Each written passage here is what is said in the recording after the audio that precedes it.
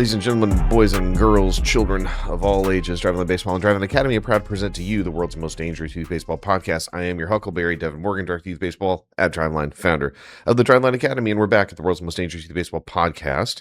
I am your Marlboro Mouth host. It's a Monday. We're going to get it moving. Let's jump right into it. I told you we're going to be back doing these things frequently, so we're going to stay on that cadence. The first thing I got to tell you, the first thing I got to tell you is not axbat.com code TL20. Oops. It's the other thing. Hey man, we're starting tryouts for Driveline Academy. Driveline Academy, Washington, teams from, let's call it 11U to 18U, come in, sign up for an eval. Easiest way to do that is drivelinebaseball.com/Driveline Academy. You get to that webpage, and you have to fill out an application. And I'm not making you fill out an application because I'm trying to be a hardo. What I am trying to get you to do is, at the top level, at the onset, is to consider some of the things that we value. And what we value is things like development being the priority over winning games. Things like a holistic environment that is going to allow a child to cultivate a love for themselves and their sport within this game. That's the point of the application. So if you've seen an ad with my stupid face on it recently on social media, my bad. Face for radio, I get it. It's going to direct you to that page, drivelinebaseball.com/Driveline Academy. So if you know somebody that's in the greater Washington area and has a child that wants to be in this type of environment, we're going to prioritize learning and development. We are going to train all of our coaches how to do that in a considerate fashion for your child. We're not going to yell at your kids. We're not going to overwork your kids. Hey man, that's a thing for you. Tell a friend to tell a friend.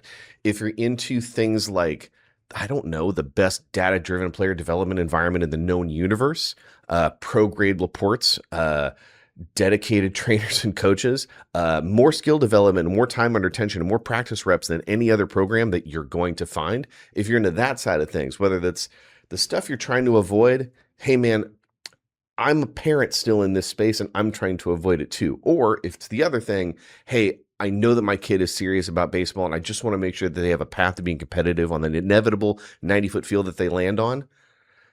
Hey, I got that for you too, with the best developmental resources, the best coaching training, and the best wholly considerate schedule and system to get you to that point. If that's the thing that you're into, holler at the kid. If you're a serious high school baseball player and you know that you want to play in college, it's not my place to talk about what other team or organization you might be with. I'm sure that they've done a great job with the tools that they have available to them, but that's not us. We have availability of all the tools, the system that is driving the performance of MVP, Cy Young, MLB players at the highest level of this game. And what we do in the academy is we apply them in an age-relevant fashion to younger kids. So if you want some of that smoke, if you're either a serious high school baseball player that understands that the team container is the thing that you need to solve for because the team is going to have the most control over your schedule, and by doing so, they have the most influence over your development, or if you're a younger player and you don't want to have this insanity of a 70, 80, 90 game season, if you don't want to have this insanity of coaches overworking your kids, if you don't want to have this insanity of a community that doesn't revolve around love and enjoyment and engagement, drivelinebaseball.com/Driveline Academy. Come holler at me. That's what we're building this for. We're building this for people who get it. And if you're one of those people and you're in this space right now and the thing that's being presented to you doesn't map to your needs and you're starting to be like, man, why does it have to be this crazy? Why does it have to be this stressful? It doesn't have to be. It doesn't have to be. You just need to be in a different community. You need your player in a different system. You need your player under different structure. That's what we do, man. That's what we do. It's the number one thing that I care about the most at this job is the young men and women that are in our program that we are building up to go play competitive 90-foot baseball. And once we get there on a 90-foot field, hey, we're getting deadly serious about deploying the resources to each one of these kids that they need to go, open up the door to go play college baseball. That's what we're here for, drivelinebaseball.com/Driveline Academy. I can talk about the program for like a long time, but look, man, like we got to talk about this in the onset. So if you're in the greater Washington area, come holler at me. We're looking to grow a little bit. We don't have a ton of spots. We have a limited amount of spots. We're running tryouts right now. They're starting as we speak. You're going to come in. It's about a 90-minute session. It's very similar to what we run basically for our youth assessments. And we're going to give you an idea of like, hey, this is where your stuff is now. This is where we think we can get you. If you want that, tell a friend to tell a friend. Holler at me when you see me in the streets. DrivelineBaseball.com/Driveline Academy. Again, my name is Deven Morgan. Hi, I'm your friendly neighborhood youth baseball coach. Okay, guys. So a couple of things that I want to touch on today. And one of the things that I posted up this morning on old Twitter.com, because I can't bring myself to call it X, and I probably never will, is that, you know, sometimes, and we've talked about it, right? This does turn into be like the youth baseball bummer power hour, because we have to talk about like all this like really not great stuff in our sport. And I'll say this, you know, on the one hand, man, if that message has been, I mean, possibly redundant for some of you, like you know, my day one guys and girls, of which, believe me, if I could get us all in a room and shake every one of your hands, I would do that. Is that a thing that people want? Should we just set up like a, hey, let's meet down at Driveline some Sunday and grab a coffee and just talk shop? I am in fact your Huckleberry. I'm down. If that's a thing that you want, man, holler at me. But I will say, you know, there was somebody, my man Phil dropped a note. He was like, hey man, it seems like some of this stuff is a lot. Talking about things like the overuse thing, talking about, you know, all the doom and gloom stuff that we talk about in youth baseball. Heard. So here's what we're going to do. Again, we talked about this before, man. If you guys want to have a little bit more direction about the stuff that we're talking about here, all you got to do is say it. Hit me on socials. Like just let me know when I drop the pod. Drop the comments on YouTube or Spotify. That's also great because then it sees that we're engaging, and then it just pushes our stuff up. So like, man, let's talk about it let's talk about it. But the other thing, so what I'll say is, if you got nuts and bolts questions about this type of stuff you want us to cover, hey man, just like, let's talk about, let's open the floodgates and make sure we're crushing that content at an appropriate level. And I will do my best to cover it, or at least tell you how I understand stuff. What I'll also say is that at a personal level, man, I don't have it in me to be a violin player on the Titanic. I'm not that guy, and I don't think I've been that guy for probably 30 plus years, thanks to Franklin High School and the humanities program. Somewhere along the line, Miss Kuntz and Mr. Haley kind of compelled me to understand that if like I had conviction about something, that I should not be shy about it. That was a lesson that I learned when I was like, I don't know, 15, 16 years old, and I haven't shut up about it since. So that's probably not going to happen. But that doesn't mean that we can't spend more time talking about some nuts and bolts stuff. So let's talk about it. Put the call out this morning. One of my guys responded, hey man, like Ryan Freeman, you want to talk about like an OG and an OG in our little community of psychopaths that turn into my dumbass talking about youth baseball with some degree of frequency. Ryan is a top percentile type of dude. And what he says, which is just like an absolute gas thing to say, right? Our 10U rep team is 2 games into the season, and 11 of 13 players have pitched. The other 2 will pitch in game 3. It's really not that hard. And Brian, my friend, a babe, you couldn't be more right. I had the luxury of seeing one of my best friends go out and umpire some first-year kid pitch weekend before last with my darling wife. And as fun as it was to like silently chirp one of my best friends that I've had for damn near my whole life, it was great to get out to just like see some really, really young baseball and be confronted with like what the reality that still looks like on a recreational playfield. You know, and you kind of have like the same standard distribution, right? You have a large body of kids who are just still very green at the game. And, you know, when we joke about stuff and we say stuff like, well, it's a skill issue. it's a skill issue, right? They're really, really young. They're at the beginning of learning this thing. And like one of the things that I talked to my buddy Brandon about, and and his son is 8 playing, I think, with largely 9s, if I remember correctly. B, you're gonna have to throw something at me if I get that wrong. Um, the kid likes baseball when he's playing it. He likes to work on it a little bit, and he's still really, really green. And so this is one of my best friends in the world. Like I got a small circle. And when we were talking about kind of getting him started, man, I just gave him some like very simple feedback to how to just run that training environment for him that was not overly complex.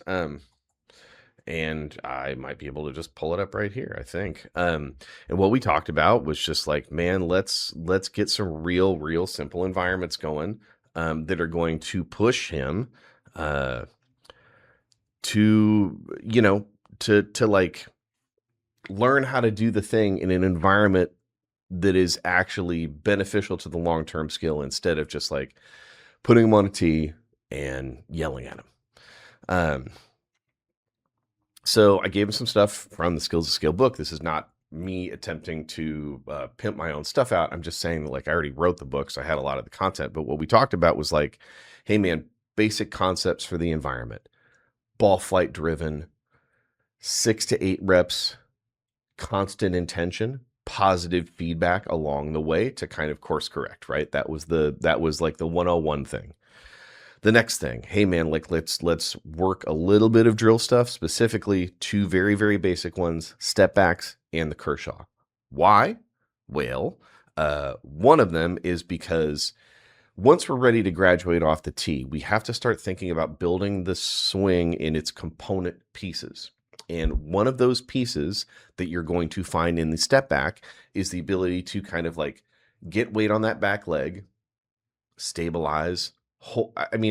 There's a bunch of different like voodoo scientific ways that you can talk about the load phase and the specific like center of mass moving rear and then center of mass moving forward.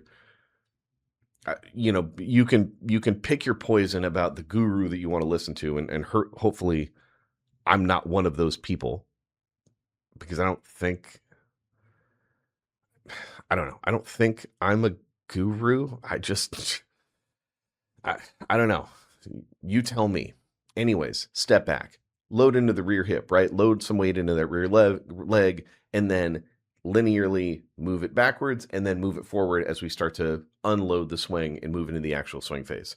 That was kind of like 101. 102 is doing the Kershaw. And in this stage, instead of like thinking a little bit more about center of mass moving back and forward, what we're actually thinking about is like get comfortable with that specific forward phase. Like I'm trying to like block it out in 2 different pieces for young Ronan. It doesn't have to be crazy complicated, right? I think what Ryan is getting to here, right? Having that quantity of guys on a 10U team pitch, 11 out of 13 pitching in the first 2 games, and then the other 2 going to pitch in the third game. It doesn't have to be complicated, and it probably shouldn't be, right? It really probably shouldn't be. I think the tricky thing, and the only reason that this gets complicated, is if you grab just any old parent of one of these 13 children and assume that parent has not had any type of exposure to like instructional baseball social media, which is a minefield in and of itself. That coach is going to be on a field with these kids. You need to see like a wide variety of skill. Skill positive, skill average, skill regressive, right? Is kind of how I would think about it. Which very much maps to like what I saw when I was on the field watching my buddy Brandon umpire when these kids are playing. You have a small cohort of kids who like, man, there's something there. Like there's something there. And I think if you coach the game long enough, you start to like know what you're looking for when you identify those type of things. There's a wide body of players who are kind of in the middle where, either like it's clear that the physicality is there, but then the deployment of skill with that physicality is not quite there. Or there's just variance, right? Hey man, like that pitch looked great. And then the next three had like I don't know, a 6-foot radius spray chart. And then the next one looked great, which is to say, kids are not small adults. Kids are kids, and they're going to perform that way. And then you have the kids that are, I don't know, bottom quartile, bottom, whatever the bottom kind of bucket is. They're just green at the game. They're just green, and they're green at the rules, and they're green at the skill. And again, you think about the practice environment for these kids, right? If you take that cohort of kids and you put them on a field with a couple moms and dads that are coaching, and those parents have never been exposed to instructional baseball social media, what are they going to do? Like what are they going to do? Because those parents are aware that this team of kids, and again, think about this just from a first-year kid pitch perspective. So call it anywhere between, gosh, I guess we have to call it 7 to 9 now. I think we have to call it 7 to 9. Those parents, absent any league-wide instruction or any exposure to kind of like what some bald fat guy like me or somebody else might say, it's very easy to understand why they might go like, all right, well, Tommy and Timmy are like the only two kids whose hit rate on thrown strikes is like passably above 50%. So Tommy and Timmy, again, to cite Ryan's example, out of those 13 are by default the ones you would go like, hey, they're just going to pitch a lot because they're the only ones who can satisfy the task with any degree of regularity. By default, what that puts us into is this type of overuse situation for Tommy and Timmy. But it's hard to blame those parents because if they don't have any structure and they don't have any resources and we just kind of like dump children on them that they don't know, they get like 2 times a week for maybe 90 minutes. It's hard to kind of think that those practices are inherently going to be transformative to a degree that Tommy and Timmy don't naturally get overused because of this lack of instructional structure.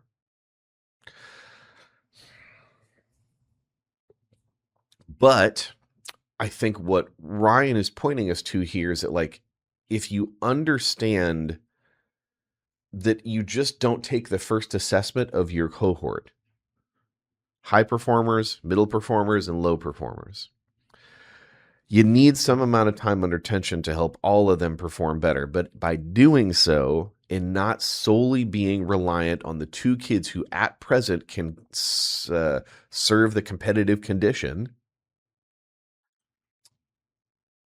you open up the world for 11 of your 13 pitching the first 2. Now, the thing that Ryan didn't give us here is the score of those games. Because it doesn't matter. And it shouldn't matter. But now we are up against value prop, right? It's very easy for me to say it doesn't matter. I've taken this to extreme ends, and I even try to now. I was having a conversation with my wife, best wife in the world, about how the end of our son's high school season is going. And I said to her, just kind of like doing my thing, and again, making a very cold analysis of value. Where we are right now, does this specific thing really matter towards his end goal of going to play higher level baseball? And I said that doesn't really matter. And she goes, yeah, but it matters to him. And she's 1,000% right. She is.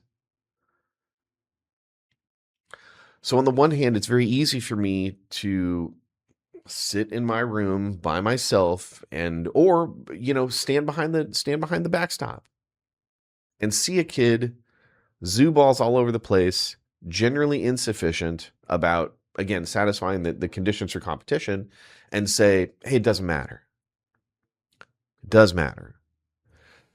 But if it matters, the solution to it mattering should not be to overburden the small percentage members of this cohort who cannot pitch, who actually, I'm sorry, Let me back this up.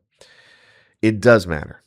And because it matters, the solution should not be to overly rely on the kids who are only currently capable of solving this equation, but to bring the ones with them and underneath them to the point that they too can start to learn how to solve the equation, right? If this was like a group math project and we need everybody doing capable addition, subtraction, multiplication, and division in order to solve this problem as a group, and we have 2 high performers now, we have 6 middling performers, and we have 5 not very good performers.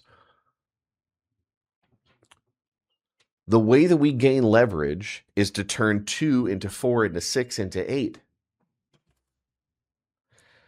The 2, 4, 6, 8 kids, they might struggle at first. Their answers to the equations could be wrong. So what do? All right, kid, division is just not for you. Multiplication is not for you. You are a 9-year-old second baseman. That's one way to solve that problem.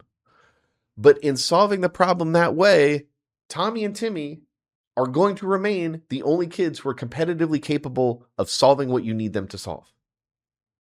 So you have to take those other kids and you have to expose them to opportunities to learn, not only in practice, but in the game, because reps are reps. And certainly some of these reps are a little bit different. You might have a kid whose ability to start to throw strikes in practice starts to get a little bit better. And then they get an actual human being in the box and they get rattled.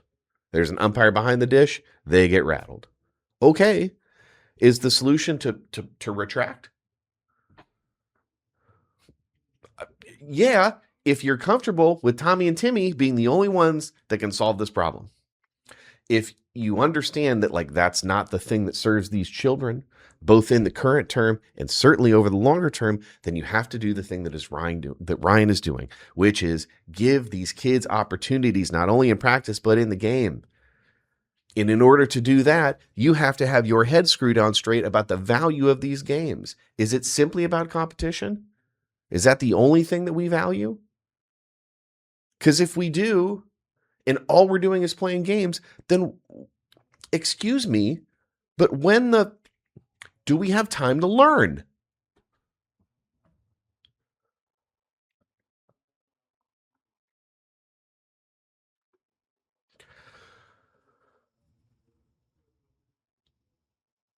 The problem with the increased professionalization of our sport at younger and younger levels is that it inherently emphasizes the performance of a very small percentage of our population. And this is the Titanic thing, right? This is the thing where we can talk about the nuts and bolts of this, right? We can talk about the small scale thing, which is how do you competitively teach first year kid pitch players to throw strikes? Okay, you want the answer to that problem? Cool. You need a lot of reps. You need reps where target location and basically where the ball goes is highly important. You need to scale the difficulty of those environments progressively more difficult and closer to the real thing, which means you need to make it accessible and probably a little bit farther away from the real thing at first, and then build towards that over time. And then you're going to want to help them with some amount of like things that children are going to do, right? I did a session that I posted the transcript from. I might have talked about it last pod with one of our academy kids, Ben Thill. We finished that session with a couple very specific deliverables that the player could execute in his next start very simply. Number one, engage the rubber from a very specific and consistent position. Don't have the back foot here, and then here, and then here, and then here, relative to like left, right, or middle on the bump. Find some consistency. Try to find out what home is. And this is a thing that I talk to young kids and young hitters all the time. They'll come in the box, they'll take a swing, and they get back up there like, hey, all right, coach, I'm ready to go. And they have not readdressed the plate the same way in a consistent setup that they did with their first swing. They have no concept of where their feet are and where they're setting up within the box. So, of course, they have inconsistency in the balls that they can touch. Same thing on the pitching rubber. Let's try to find some amount of consistency with where we start, where we're engaging with the bump. That's it. Second thing I gave them, we come set, big breath, clear picture, go get it. And learn to adjust off. I'm thinking about throwing middle. All of my fastballs have been middle in. So instead of thinking middle, I'm going to think middle away. That's it. You, as an adult, should be able to create environments and training for kids that cue them up in an external fashion for how to get better at the skill. If you give them those tools to kind of self-diagnose where they're missing, and this is the same thing on the hitting side, same thing. Every ball I hit, F7, F8, F9, I would be the one to tell that kid to hit a ground ball, to smoke a ground ball. Why? Because we have to adjust our intention. All our batted balls had like an exit velocity. I'm sorry, not an exit velocity, a launch angle of like, call it 40 to 60 degrees. Are you really going to find that much gold sustainably with a child to talk to them about bat path at a single digit age, where they are very recently removed from bedtime stories? They might not be allowed to use the microwave yet. And you think you want to talk to that kid about back path? You think you want to talk to that kid about horizontal shoulder abduction? You think you want to talk to that kid about getting that back elbow up? Short to it, long through it, knob first. My God, tell the kid to hit a ground ball. Let them adjust their mechanics by adjusting the intention. Same thing we're talking about on the pitching side. Everything is arm side. Okay, change the target, try to throw away, and find middle by doing so. Find your feel. Learn how to adjust. These are things that you can equip a 7, 8, 9-year-old kid to do in an age-appropriate level. And you can certainly teach them through that. But that presumes that you're interested in teaching. So here we are. This is the thing, right? There's the micro nuts and bolts thing with how do you create training environments with clear intentions and clear instruction and a system of external cues to allow a child to be able to find a feel for works for them. Some amount of consistency in the setup, a lot of consistency and adjustment in the intention. But the bigger question, right? The thing at the top of the food chain is, why aren't our coaches and volunteers who are not babysitters? There's a presumption that there is instruction baked into this thing. And what do we teach them to instruct? Your mileage may vary. I've talked to tons of men and women who are running leagues and do an excellent job of creating these type of resources for their coaches. And consequently, they get outputs of that structure that is really good. Leagues are growing. Their all-star program is good. Retention is good. They're building kids into intermediates and juniors so they have a pathway to continue to play the game and they don't have that gap between 12 and 15. That's what the good leagues are doing. But there's a lot of them that do the other thing. And then you have well-intended moms and dads who regurgitate things that they heard or regurgitate things that they've seen other people say, and nobody gets any better, and we wonder why. It's pretty wild. So let's talk about some of the other stuff here, right?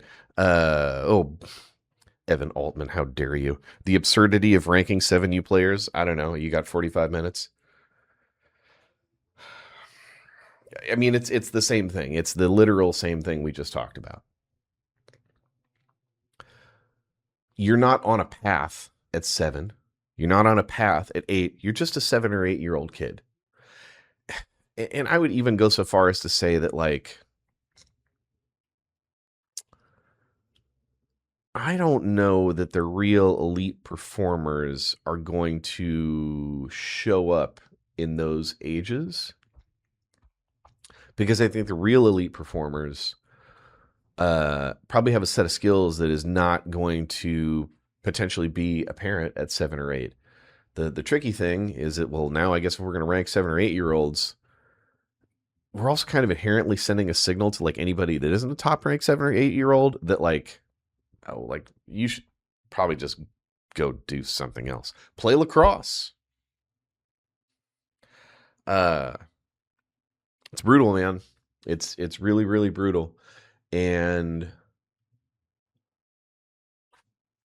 I think it does betray something about the desire for parents and how they've been conditioned to think about this thing.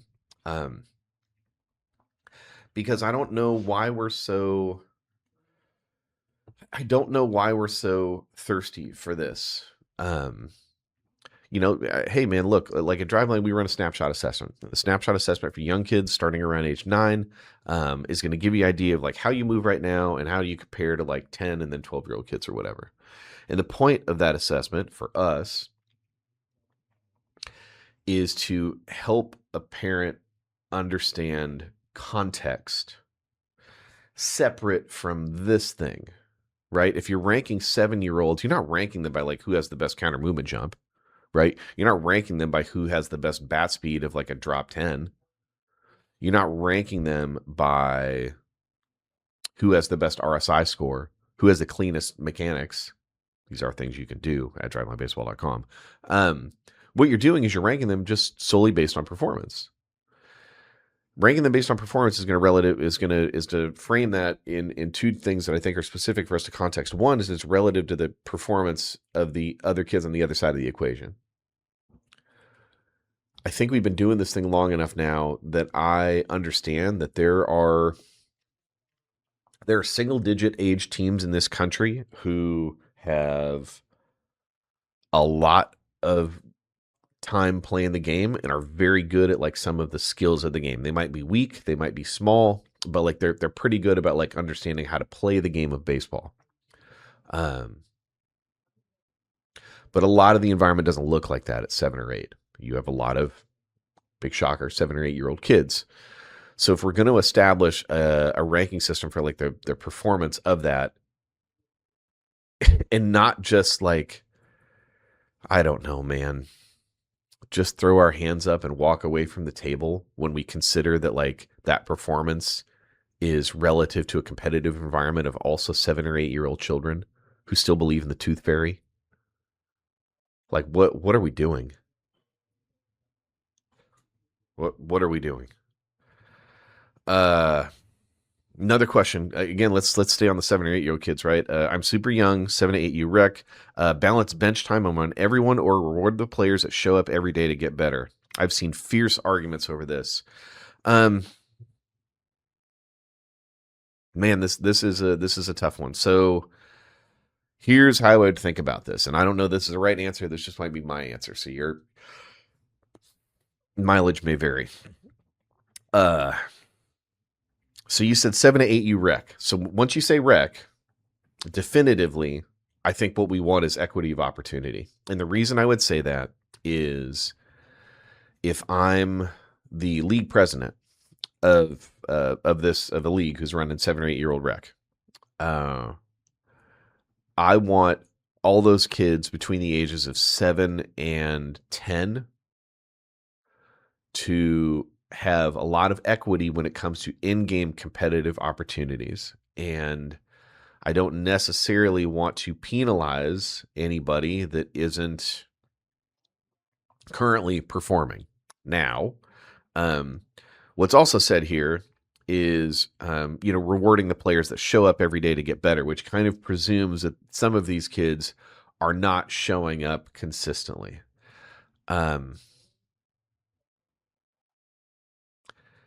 And man, we're talking about 7 and 8-year-old children. If that's a thing where you have like highly inconsistent attendance, I don't think it's because of the child, right? I think it's because of the It's because of the parent.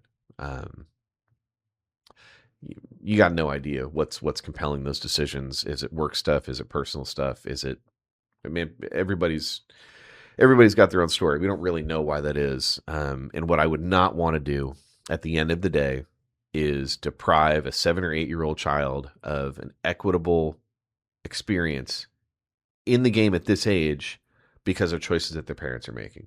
Kid shows up for one practice instead of two. Hey man, you're still going to get whatever the number of ABs we're trying to get over the course of the year. Like straight up. Kid never attends practice. I don't know. 7 or 8, man, I'm still thinking about this from an equitable standpoint. And the reason is because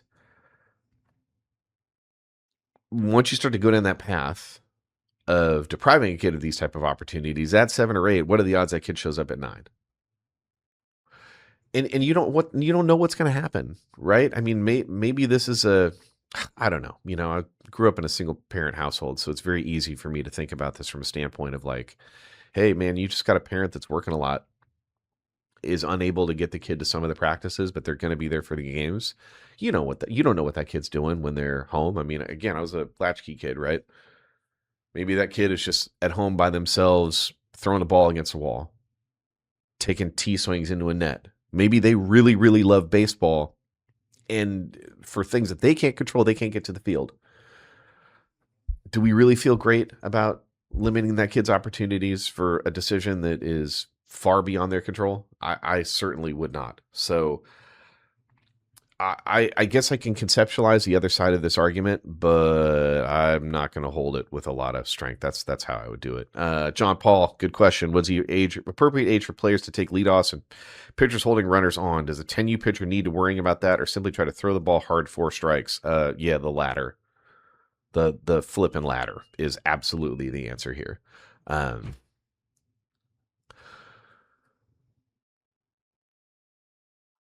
I'm going to see a friend's T-ball. Their son plays like very young baseball.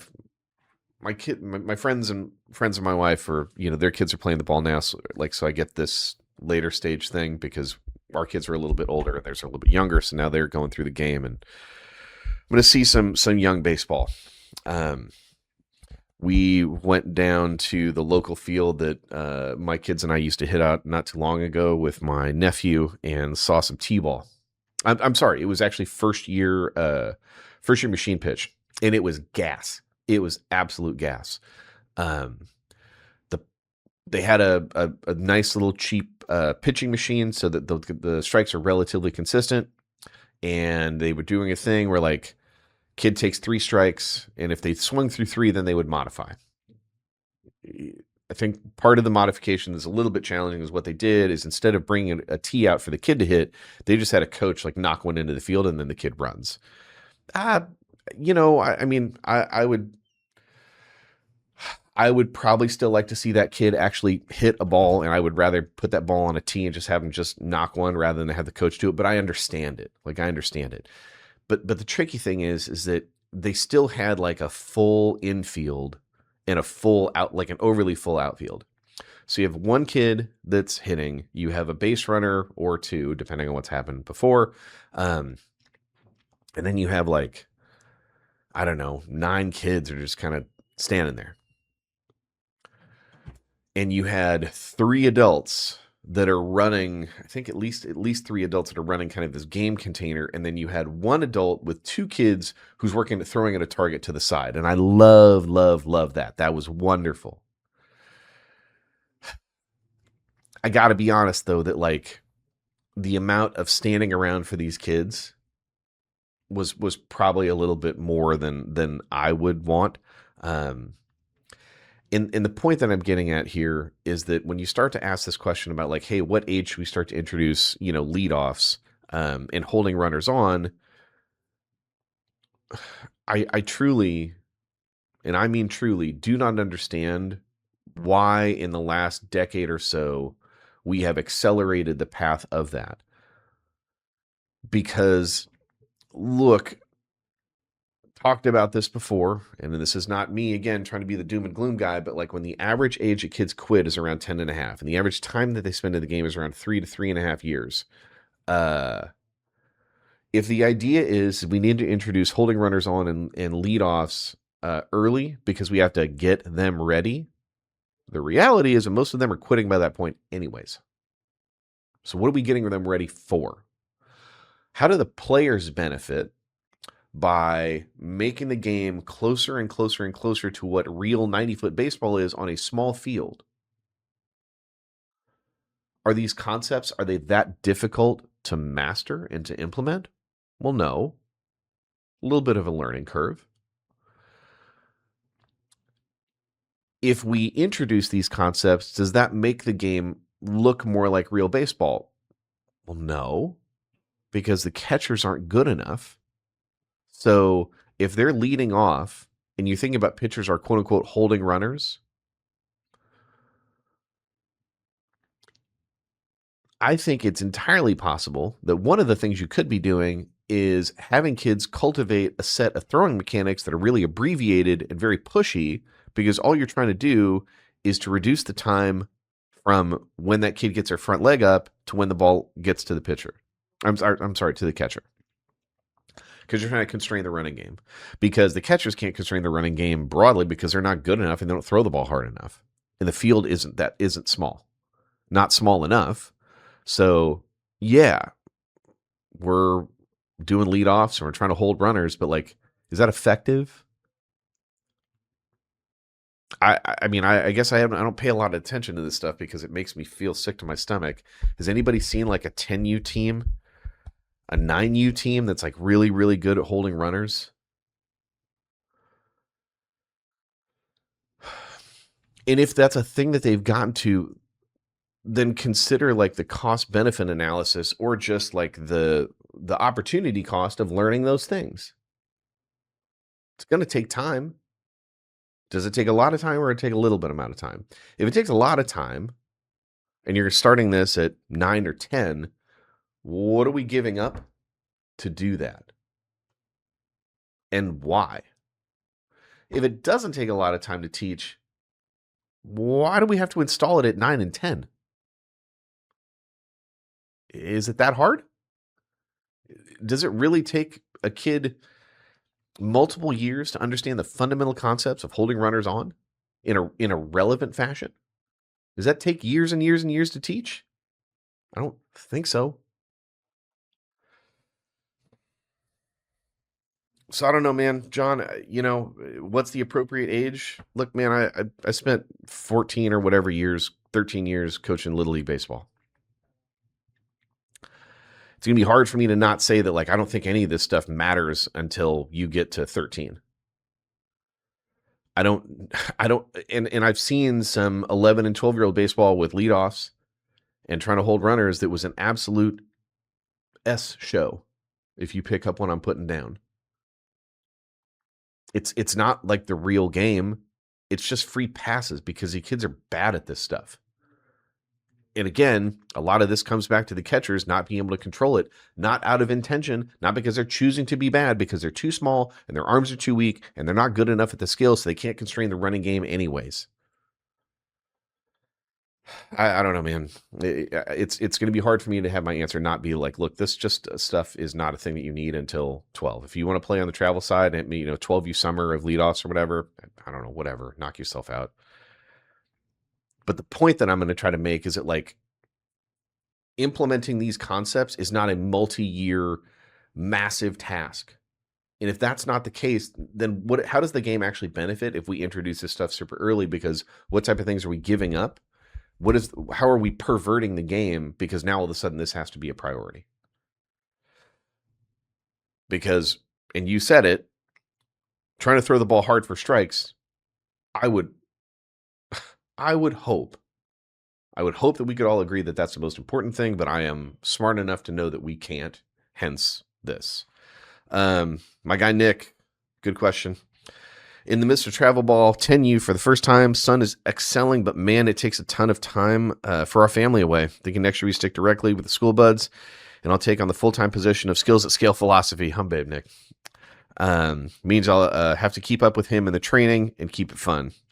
He's still a kid. He lives to play tag with his sister. Yeah, man, like, I think there is this kind of like this false narrative now that it's the keeping up with the Joneses thing, man. That like if you don't do this stuff super early, that you are inhibiting your abilities in the future. And Nick, I guess all I will say is check in with me in a year, because I think if you have kids where baseball is not just like forced down their throats in a thing that stresses them out, but it becomes a thing that they choose, and they still put in the same, perhaps even more amounts of skill development, and they have fun with it, and they stay engaged with it. Are we really thinking this is going to land at like a non-competitive player at 12U? You've built the athletic engine underneath. You're learning the skill stuff. You're stress testing that skill stuff in rec level competition. Are we have a bad outcome when this kid is 12? Why? Oh, because they didn't learn how to hold runners on at 10? Hey man, please, for the love of God, give me a scenario where I get to choose. Do I have to teach a kid? Do I have to build an athletic engine because we sacrificed all those opportunities because we didn't have time? We did teach leadoffs, holding runners on, first and thirds. Or the other thing, good athletic development, good skill stuff. Haven't necessarily stress tested that skill against like the top of the food chain competition, because who cares? But a kid chose it, didn't get stressed out by it, stayed engaged, stayed intrinsically motivated. Who's going to be the better player at 12? Is this really a conversation? Hey man, you're super awesome at holding runners on. You've cultivated a super linear, non-rotational, pushy throwing motion. You solve today's problem. What do we produce for tomorrow?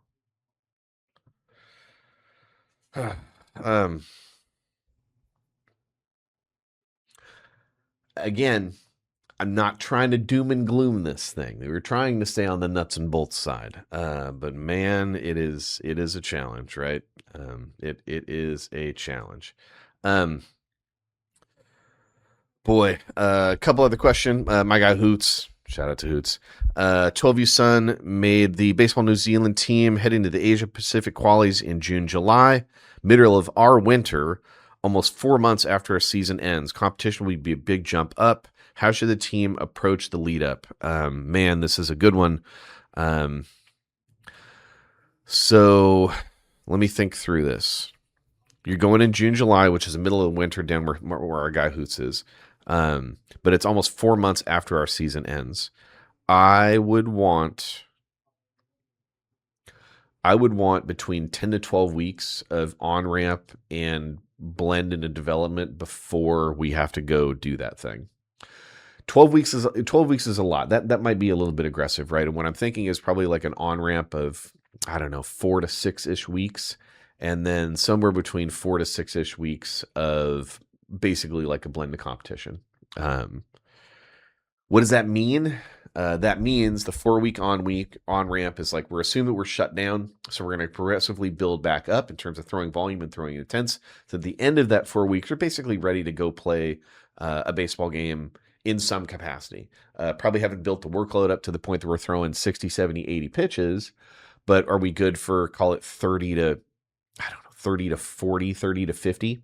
Yeah, probably. And we can probably get there over the course of the next 4 to 6 weeks, wherein, hey, let's get comfortable, throwing the batters in the box. Let's knock the dust off when it comes to the way that we play the game. Give hitters some time to acclimate to the competitive environment again. So on the short side, I'd want probably an 8-week runway.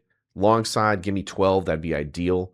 And basically the way that's going to work is on ramp. So basically we get back and get comfortable with the stimulus again, and then start getting comfortable applying it. Having your pitchers in the course of that amount of time after the on-ramp, whether that's 4 weeks or 6 weeks, start to build up to 30, 40, 50, 60 pitch, workloads in a safe but progressive fashion would be one of the things we could do with that period of time. So I would think about, I'm probably thinking somewhere between 8 to 12 weeks is what I would want. So 2 to 3 months, if you've got it,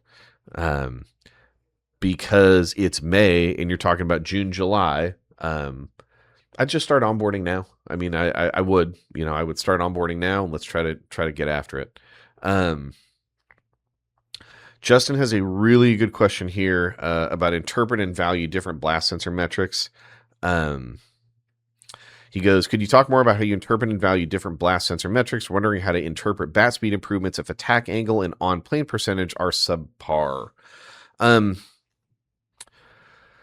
One thing I would pay more attention to than the other is probably the attack angle.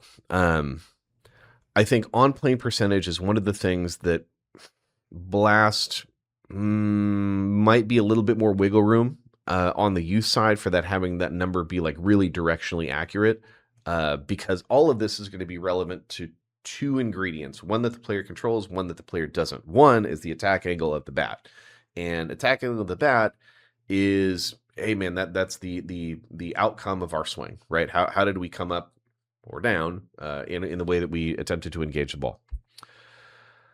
On plane, I think it's just going to be relative to some data that like Blast might not necessarily capture, and I think their data set might lean a little bit more towards older players. So it could be that you see a really low on plane score for a young kid, call 10 to 12, because what they're seeing is higher descent angle of the pitches that they're seeing at their level because they're not thrown as hard. Gravity, Magnus effect, etc., is driving that ball down more so than it would be like a firm four-seamer in a high school game. So you might see low on plane scores. I don't know. Now I'm trying to remember if the blast score for on plane is relative to like what it's inferring about spine angle, and I can't remember. This is very much in the minutia.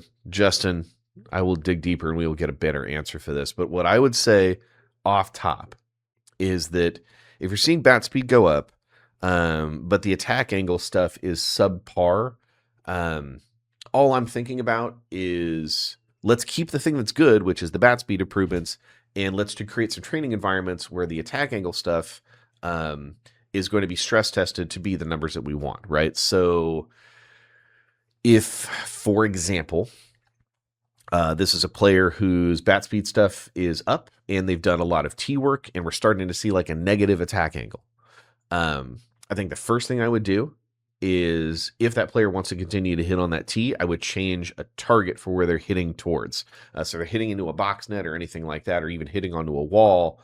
Man, I'm taking some painter's tape and I am like drawing like a goal zone, right? And that goal zone, if this is the top of the tee, is not going to be dead in front of it, but it's probably going to be about, call it 5 to 10 degrees up.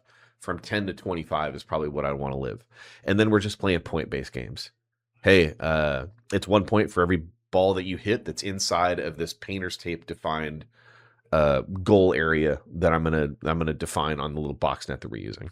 If it's the other way, right? If it's the other way where this is a kid who's, doing some hitting on their own and they're hitting on a tee and like everything that they're doing is like clipping the top end of the box net or putting holes in your drywall on the other side of the box net. I've been there. Hi, my name is Deven. If that's the thing that you're finding, then I'm creating the same kind of shift in our intention, but I'm bringing it down, right? Where I actually want them to probably focus on just being like dead even right off the tee, super flat through. If this is our tee, ball's on top, super flat bat path through. I'm changing the environment to try to drive the adaptation that I need while keeping that bat speed signal ideally still positive, trending in the right direction. And if you're not doing that on a tee and we're moving this into side soft, we're off of flips, we're off a live arm, then it's just the same thing, just modified for those different environments. Hey, side soft, and we're getting, and again, the attack angle is too low, and we're just clipping the bottom of the ball, and everything is just like, pop flies and soft contact. We got to make an adjustment, right? We have to make an adjustment. We're too negative. We are clipping in here. We have to change that thing here So you got to adjust the environment off of that stuff, and that's kind of the levers that I was pulling from. What is our ball flight objective over here? Like what's our ball flight objective, and what are we producing, and are these things misaligned, right? Um, and then you just shift them independently based on what you want. Do you want the path more flat? Do you need to think about more negative path because the path is too positive, too aggressively positive? A bunch of different ways you can modify. But that's I think the stuff that I would just pay the most attention to. I know that there's a lot of stuff you can get in Blast. For me, when you're talking about 12 and under kids, I think the things that matter most is just bat speed and attack angle. Again, I will dig deeper in the recesses of my brain and also the Blast documentation to try to remember if they get on plane percentage from some assumption about spinal angle or where that number comes from. But with that gigantic caveat that on Monday, May 11th, I forgot where Blast sources that metric from. I would probably just lean towards bat speed and attack angle. And if the bat speed's going up and attack angle is not kind of in the place we want, hey man, all we have to do is shift the intention of these environments that we're going to run for hitting to drive the adaptation to the attack angle we're looking for. Attack angle is too positive. Hey, maybe we start to flatten out, start thinking about ground balls. Hey, the attack angle is too negative. Hey, you got to start thinking about hitting line drives and change our target and our ball flight goals to resolve that stuff. Okay, I got a little bit more time. Now we're gonna get personal because, of course, I wait until the end of these shows to weed out the casuals, and then I talk about the stuff that I really want to talk about.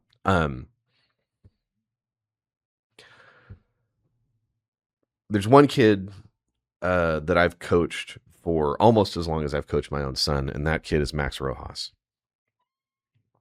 I had the privilege of starting to coach Max when I believe he was 7 years old and Danny was 6. So this was, again, probably first year coach pitch. Came to know Rich and Jessica, his parents, very, very well. Leo, his biological dad, pretty well. And that kid has been in my life now for 11 years. He came with me down at Driveline. He was on our Driveline Academy teams for a long time. This is going to be the first summer that he isn't. Right? I think. Yeah. Max is going to go pitch at Tacoma Community College for our guy Sandy out there. Max throws mid to upper eights and has a nasty sweeper. And he has been lights out for our high school team this year. What's notable is that because when I started coaching Max, he was 7 and Danny was a year behind. Max is a senior this year and Danny is a junior this year. So this is ostensibly, the last time they're going to be able to play together. So, so it's senior night. This is the night where we're going to try to celebrate our seniors, of which my son's high school team has 12. A lot of kids, a lot of great ball players. And again, a lot of kids that because of the time that I spent coaching the recreational space, I've seen these kids grow up. Known a lot of them for a long period of time. But Max is the one where, man, I was a consistent head coach for that kid from the ages of 7 through, 14 or whatever. I got a lot of time under tension with him. I love him no differently than I love my own kids. And so on our senior night, we are playing the top seeded team in our division. They don't have any conference losses. We lost one, and we got to win one game against them to then finish our season up at their place to try to win the division championship. And it was a tight ball game the whole way. Max came into relief. Was it, I think, the 6th and the 7th? Yeah. So we're in 7. I think do I need to really set the stage and check the scores? I don't want you guys to be beholden to my early onset Alzheimer's recollection of how this went. Yeah. So we got a 2-0 lead. We got a 2-0 lead, but it's top 7, and I want to say Let me pull it out. Actually, we're 2 dead, 1 on. And I think Max walked a guy. Danny calls time because Danny's behind the dish. Max is pitching, right? So these are my boys. You know, it's like it's just them. And this is not the first or second or third time that I've seen this particular configuration, but it is it's close to the last. It's close to the last in this particular environment. So, and again, I can't understate how Max has just been absolutely like lights out, just nails for the team the whole year. But you know, it's a thin lead, right? It's 2-0. We win this game, we got a chance to go beat them at their place for the division championship, and if we don't, then it's over. So we're 2 dead, 1 on. My son calls time. He goes out there, and allegedly, I didn't hear it, and I wasn't present for it, but what I was told is Danny says to me, he's like, "Look, man, it's just you and me. Just throw it through my chest. Let's go get these guys."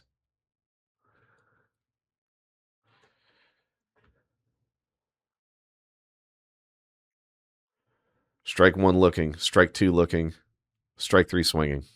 Ball game.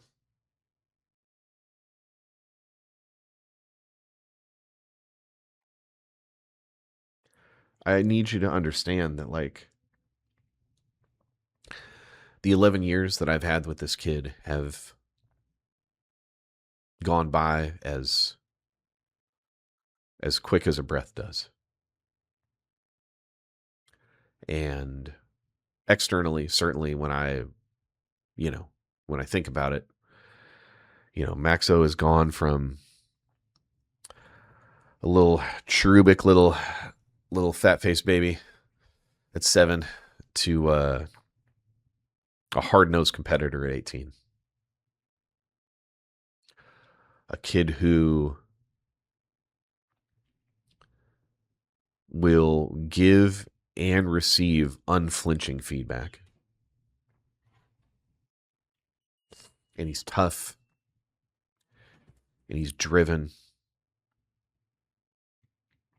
And he loves really hard. And I think like most 17 and 18-year-old kids, sometimes he gets a little bit guarded about showing it. But like, he's one of these kids, man, that like I know how much this means to him. I know exactly how much this means to him. And I want to be really clear that like everything I talk about when it comes to this need to have a more considered and holistic perspective about the game, why I think it's preposterous that we have 8 and 9-year-old kids holding runners on and getting leadoffs. I think a lot of these things are contradictory to the signal and the systems and the environment that these kids need to stay in the game and produce a kid like Max.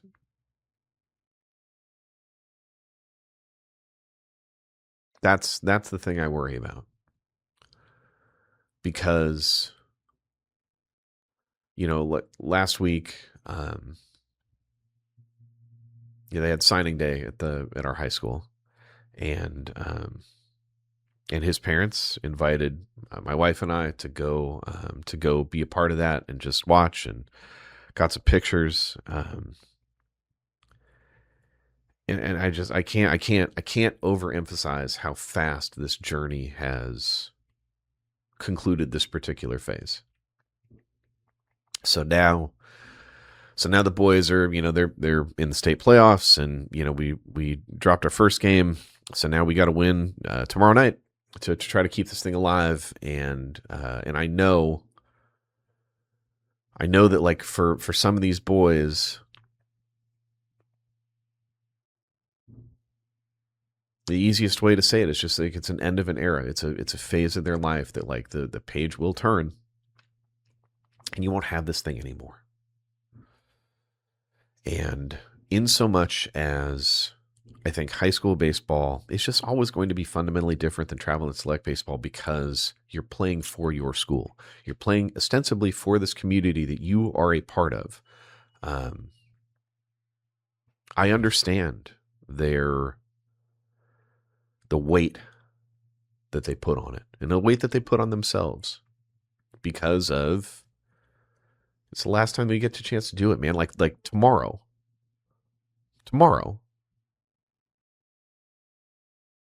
somebody's high school baseball career is going to end. And, like we're going to scratch and claw and fight to try to make sure that that's not us. We're going to do everything in our power to make sure that that's not us. But at some point, it will. I mean, even if you win the state championship, then it's still over. It's just over later. And when I think about this 11-year arc of a kid's experience in this game that I have been privileged and I have been lucky and I have been fortunate to be able to be a part of. And all I've tried to do is serve.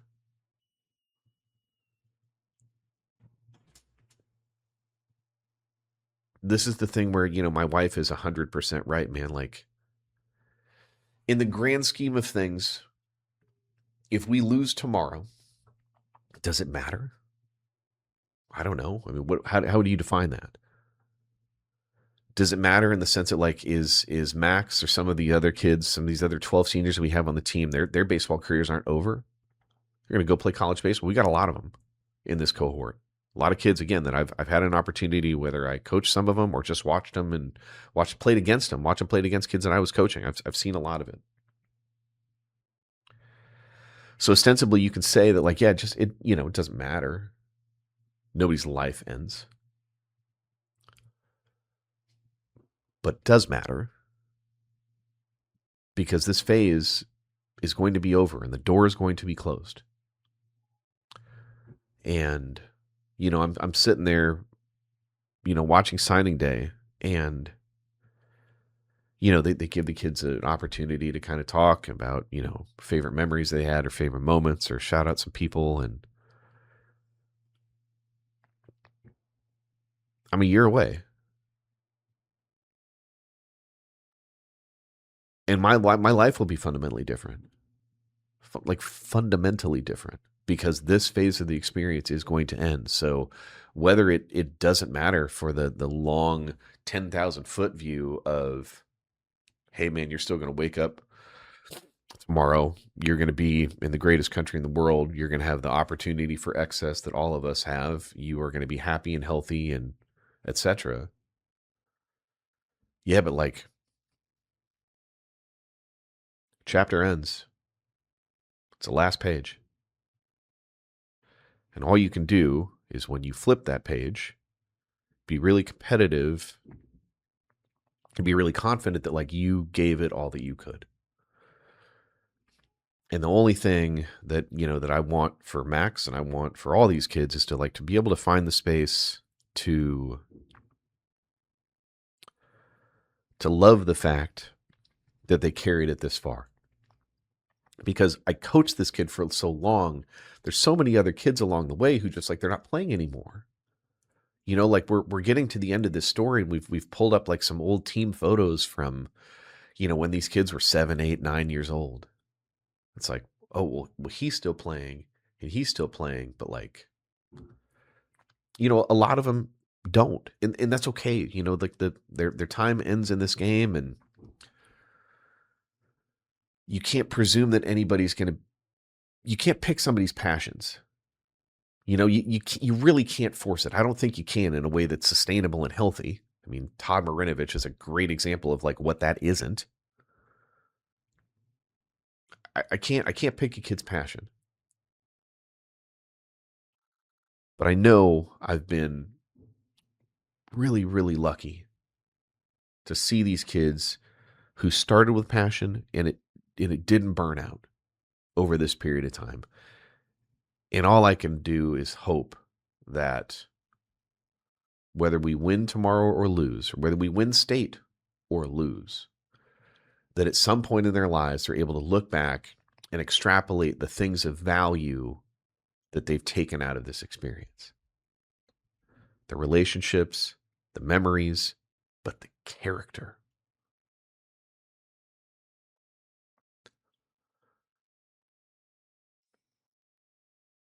That's the goal. That's the thing I want them to take away.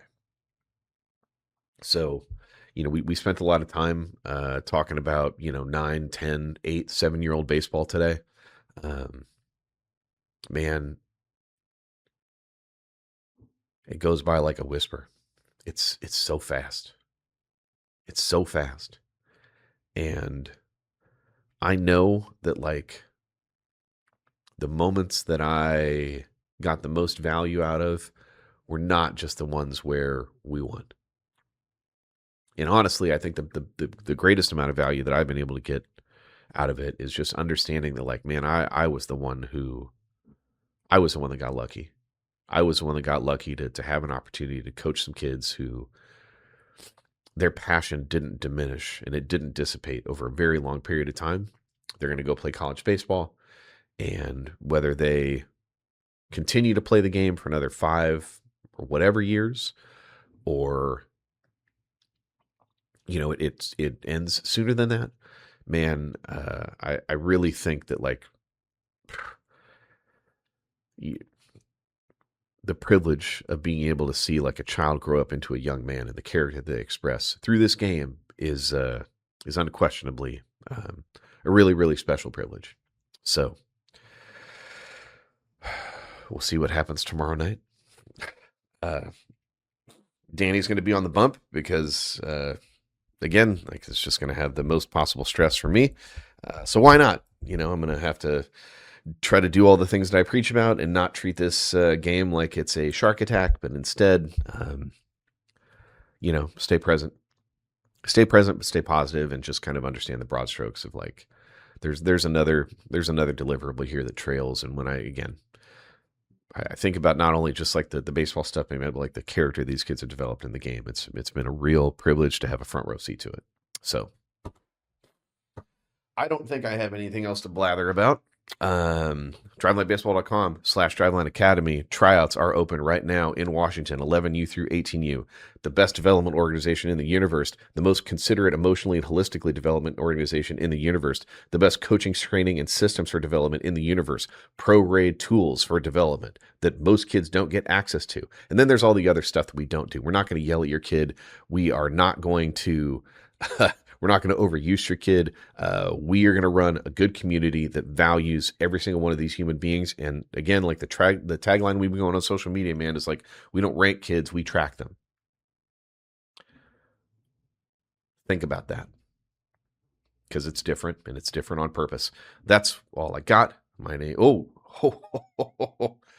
Real quick, for, like, the audience, the N of one that's still listening at this point, happy Mother's Day. Happy Mother's Day to all the moms. Happy Mother's Day to people who don't have the luxury of having a mom in their life and they have someone that acts like a mom.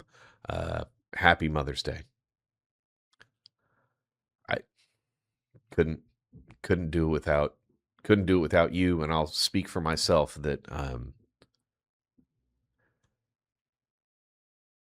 I'll speak for myself and say that I, again, am tremendously privileged for the partner that I have. So pick well, young men. They're not all the same. And if you get a good one, man, you got to hold on to it. So that's all I got. My name is Deven Morgan. I'm down by law. This is Driveline Baseball Podcast. DrivelineBaseball.com, 425-523-4030. DrivelineBaseball.com/Driveline Academy. That's all I got. I love you very much. It's a big loving guy, right? I was listening to LTD, little, love ballad today. That's all I got. My name is Deven. Down by law. Catch you next time. Thanks. Bye.